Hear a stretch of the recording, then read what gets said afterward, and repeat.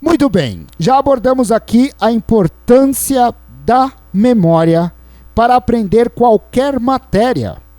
Mas o que eu gostaria mesmo de salientar agora é como a memória é utilizada quando nós decidimos aprender um idioma.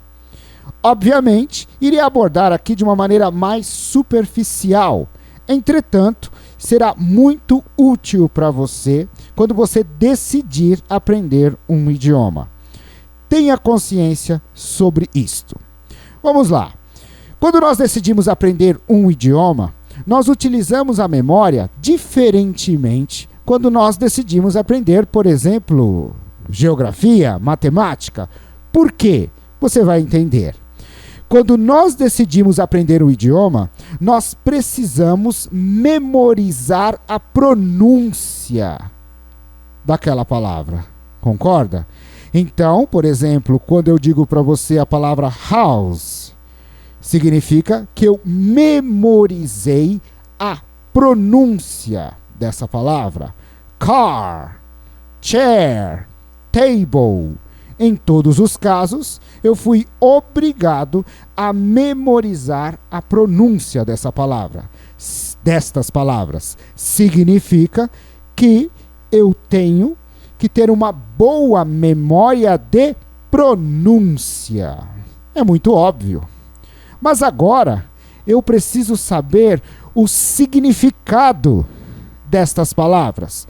Então, eu descubro que house, casa, car, carro, chair, cadeira, table, mesa. Você percebeu que agora eu utilizei a minha memória para saber o significado destas palavras. Então, além da memória de pronúncia, eu tenho que ter a memória de significado. Muito bem? Bom, mas claro que eu não serei um dicionário ambulante. Eu tenho que saber utilizar essas palavras em uma estrutura. Então, por exemplo, se eu desejo dizer minha casa é bonita, my house is beautiful. Você percebeu que eu coloquei uma palavra depois da outra, respeitando uma estrutura, uma ordem. Sendo assim, eu preciso, além de ter memória de pronúncia, eu preciso ter a memória de significado e agora a memória estrutural, a memória de estrutura. Temos agora 3 tipos de memória, pelo menos, quando nós decidimos aprender um idioma. Isto é muito importante, mas muito importante que você tenha consciência disto. Quando você decidir aprender qualquer idioma, não só inglês. Quando você decidir aprender qualquer idioma, você já tem que ter consciência que você precisa, pelo menos, de 3 memórias iniciais. Memória de pronúncia, memória de significado e memória estrutural. Existem outras memórias? Sim, existe a memória auditiva, que ao longo da aprendizagem o aluno também vai desenvolver. O que seria a memória auditiva? É quando você consegue realmente entender, né, o que a outra pessoa está dizendo para você. Ok? Bom, vamos ficar por enquanto com essas 4 memórias. Memória, pronúncia, significado, estrutura e auditiva.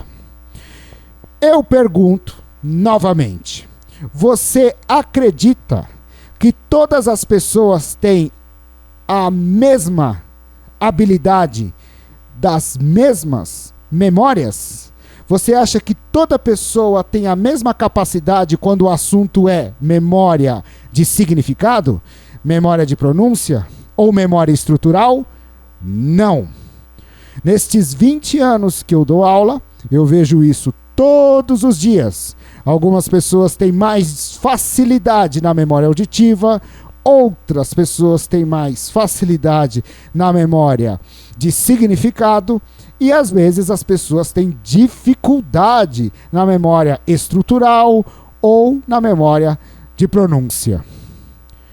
Eu estou dizendo isso novamente para alertar que quando um professor promete métodos milagrosos para ensinar um idioma, ele não está agindo de boa fé.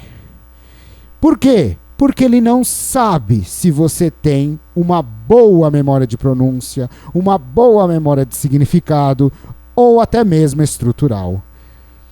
Cuidado com esses professores que prometem métodos milagrosos. Muito bem, meu nome é Nilson e se você quiser entrar em contato comigo, está abaixo na descrição o meu e-mail. Agradeço pela atenção e até a próxima.